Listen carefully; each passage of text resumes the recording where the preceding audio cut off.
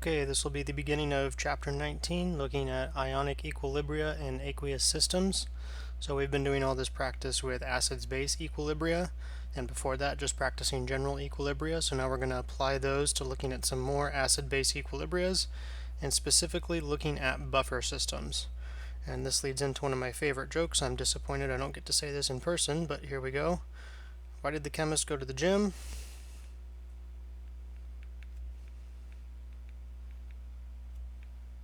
And the answer is to get buffer. And I know that joke landed well, so I'm just going to go ahead and keep on moving through. A buffer is a solution of a weak acid and its conjugate base pair. So a buffer is a weak acid and its conjugate base pair.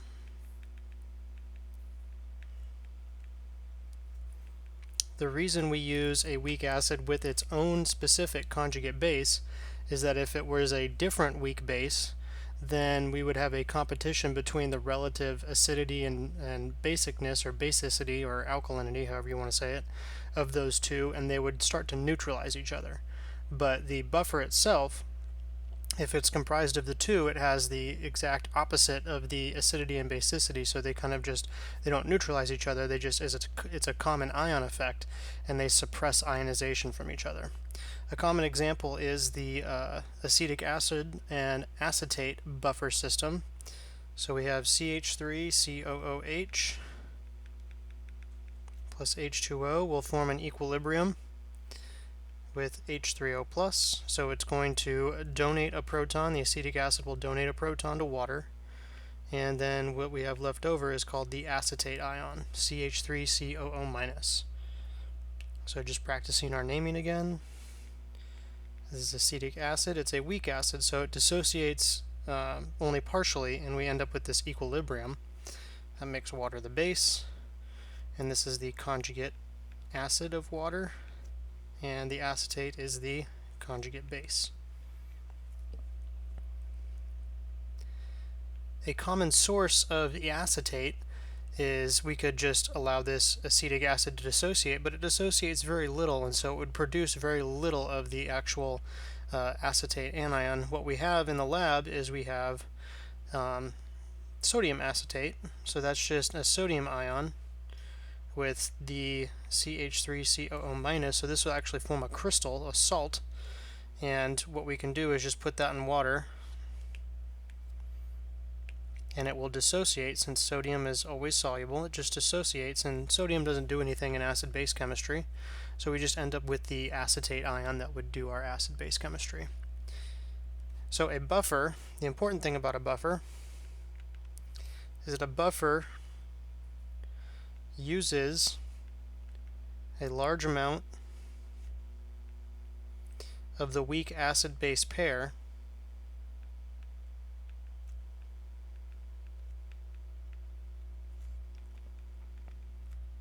to absorb a small amount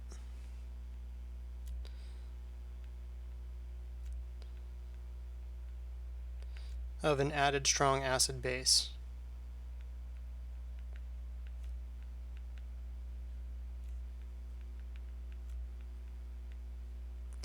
So a buffer we typically think of in everyday life, something that can kind of absorb and resist a change in something, or kind of absorb an impact from something. So in this case, a chemical buffer is something that's going to resist a pH change when we add some strong acid or strong base.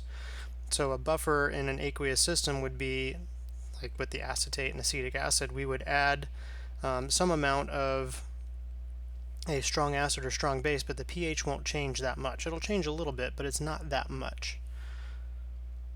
So let's look at how that might work. If we have, let's say we add some strong acid,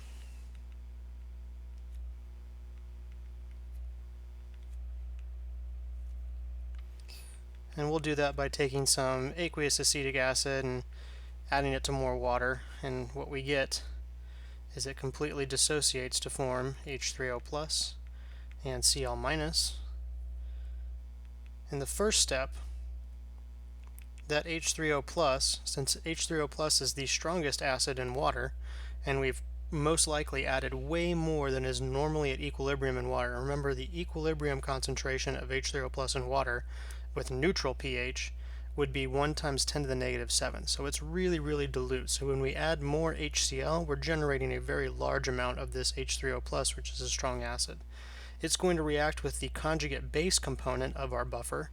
So that's going to be our acetate ion. And again, because the H3O plus is a strong acid, this does go to completion, or we say it goes to stoichiometric amounts. However much H3O plus is there, that's how much the reaction is going to go. And it's going to form H2O and our conjugate acid.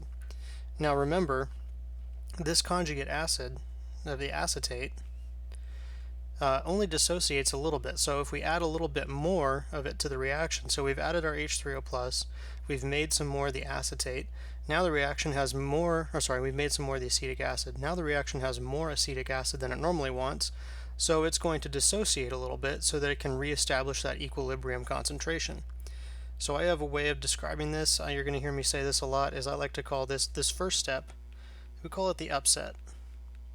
We've added some strong component that has upset our equilibrium, and now it's going to have to reset. So step 2 here I'm going to call the reset. So you hear me say this often, it's an upset reset. So in the second step, that CH3COOH will react with the water that's present. Now remember, we've reacted most of the H3O plus away, so that won't change the pH very much. Now we're just going to dissociate a very small amount of that acetic acid into the hydronium and the acetate anion. So it's the upset by adding the strong component and then allowing it to reset that equilibrium concentration using that weak acid equilibrium. We could observe the same thing if we add a strong base. So adding a strong base, in this case we can think of adding some hydroxide. So we're going to dissolve some solid hydroxide into water. This will produce the sodium ion and hydroxide. So in our first step, in our upset step, the strong base, hydroxide, will react with the acid component of our buffer, which is the acetic acid. And again, because the hydroxide is a strong component, it's going to force this to completion all the way to the right, and we end up with H2O and the conjugate base of our acetic acid, which is our acetate anion. So again, we've upset the equilibrium, and now we're going to watch this equilibrium reset.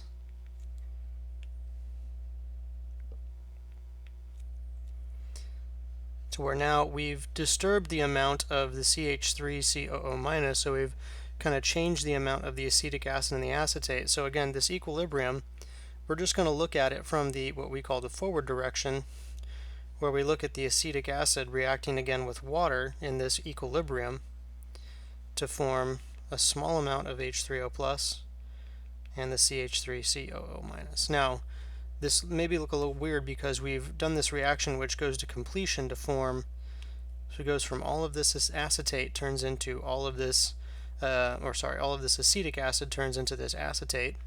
But what we've really done is just change that concentration ratio, and that's really all the equilibrium is looking at, is that concentration ratio.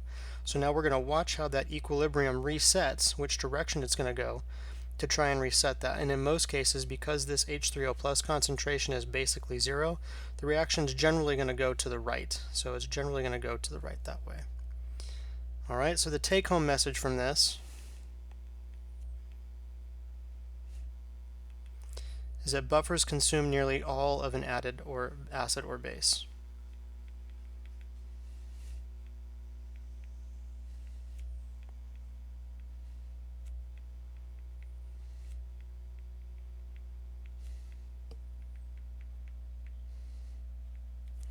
And up next, in the next video, we'll be actually doing a practice problem calculating the pH change once we've made additions of a strong acid and a strong base.